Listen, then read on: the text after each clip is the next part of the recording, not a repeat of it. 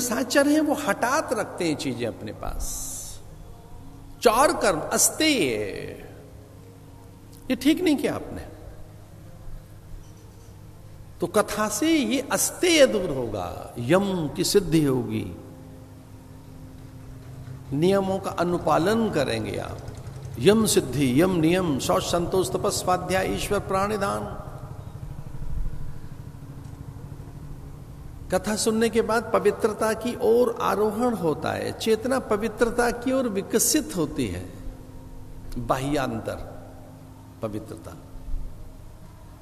संतुष्टो ये न के न चित, अरे कभी तो संतुष्ट हो हम हर पल असंतुष्ट हैं, अतृप्त हैं, व्याकुल हैं, विकल हैं, अशांत हैं, असहज हैं। संतुष्टो ये न के न चित, भक्ति से संतुष्टि आती है। कथा भक्ति को जगाएगी, आप में संतुष्टि और तृप्ति का बोध कराएगी। तपह,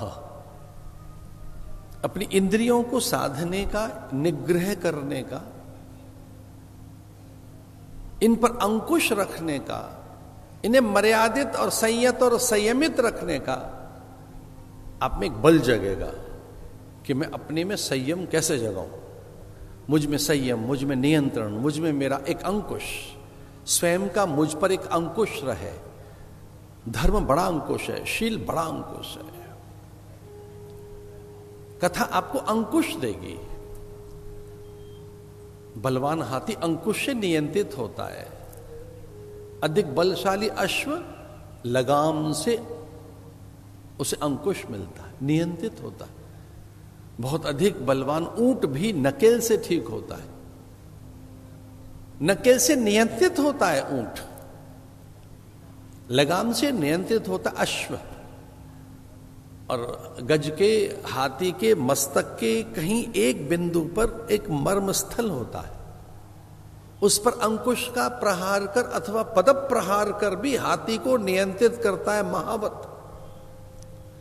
इतने बलशाली हाथी को बैठा देता है वो, उसे बोध कराता है कि दक्षिण दिशा में जाना है, पूर्व दिशा में जाना है, किस ओर जाना है, हाथी उस ओर चलता है। इतना बलशाली हाथी महावत के उस पद प्रहार से नियंत्रित होता है।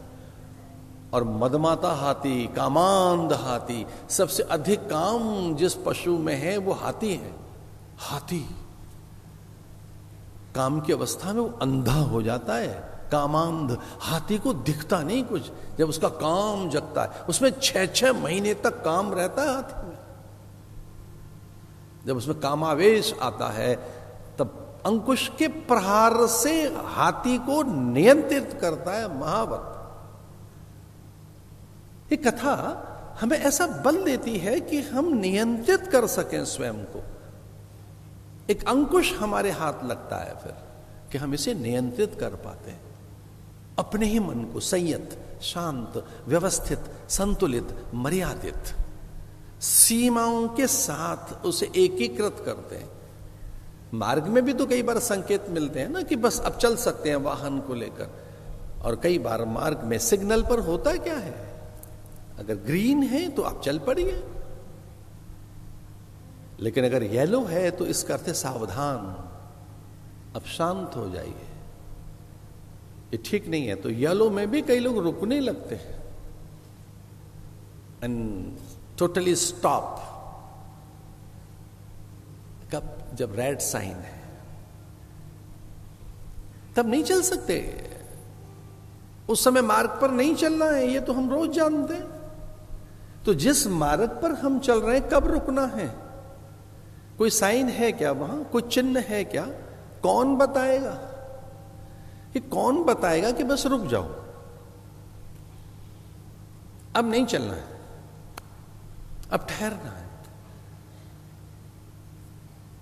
तो सीमांकन कौन करेगा? सीमित और अंध कामनाएं असीमित। हमने पाना तो असीम को है और कामनाएं हमारी अनियंत्रित है। तो कथा हमें सीमाओं का बोध कराती है, नियंत्रित करती है।